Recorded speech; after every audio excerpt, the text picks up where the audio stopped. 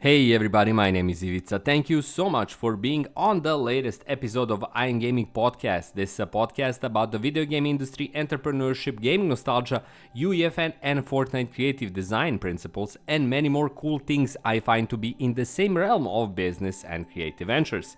Like always, first and foremost, a huge, enormous, incredibly big thanks goes to my Patreon supporters. Without their generous monthly donations, I would not be able to continue making this podcast week in and week out. So please, everyone else, check out my Patreon page, and here on this video, check out my Patreon supporters in the description below. Now, this is episode 225, and it's an episode where I'm going to discuss a really simple approach to game design for UEFN and Fortnite Creative Islands that could be interesting to you if you're creating the same type of content. Now, I've been working inside and around UEFN and Fortnite Creative for more than a year now, and I'm really blown away by its potential and continuous technological support and adaptation and development.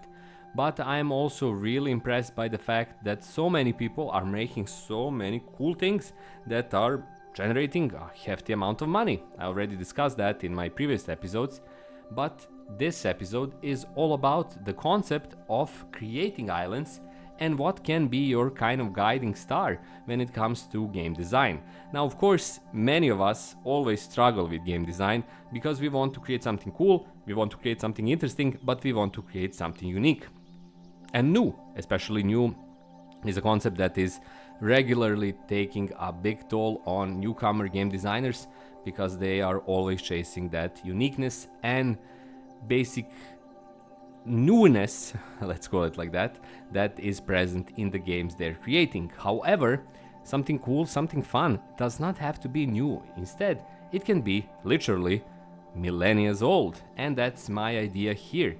If you're thinking about creating UEFN Islands and you don't have any kind of idea of what kind of game you want to create in terms of gameplay mechanic side, think of children's games. Yes, there is a brilliant Wikipedia article called List of Children's Games, where you can find dozens of games that are have been played around the world. And you can basically take those concepts and apply them to your UEFN island in some shape or form as the basic rule set and inspiration and actual core gameplay design for your island. Now, I know that sounds kind of weird, especially because you're likely perceiving games through a prism of genre and capacity of particular genres, but there is a great way how you can combine these two genres and children's games to create something interesting. So on this Wikipedia page, again, the page is called List of Children's Games, you can find games broken down into categories. So you have tag games, you have hiding games, you have games with equipment, jumping games, hopping games, which is a subsect of jumping games, memory games, parlor games, hand games, and other traditional games. As far as I can see, there's probably nearly 100 of games listed here, well over 50 I'm pretty sure, and you can take any of these, figure out what's the core principle of the same game, and then apply it to your UEFN project. You can modify it, you can edit it, change it, tweak it, but in any case it can cover the thing that you're looking for in terms of being able to have a gameplay mechanic that is ready, that's had been tested.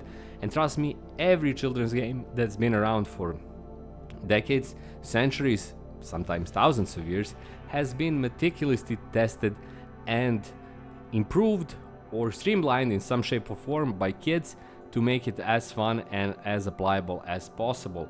So that's a great starting point. At the same time, they're all completely royalty free. No one is the author or no one is a current owner of a particular game. So I'm not talking about board games like Monopoly, I'm talking about like literal children's games that are basically mostly traditional.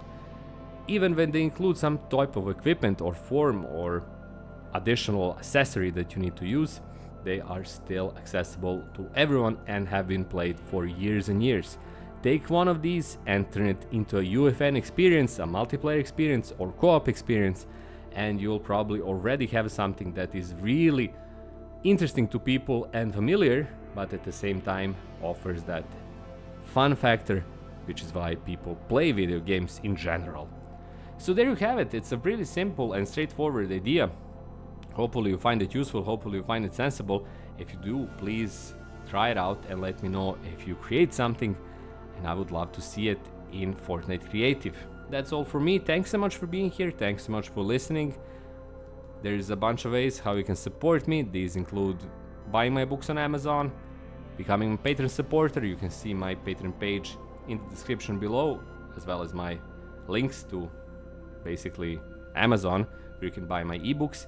But cheapest, simplest, easiest way to support me is to be here for my new video by subscribing and continuing to watch my stuff.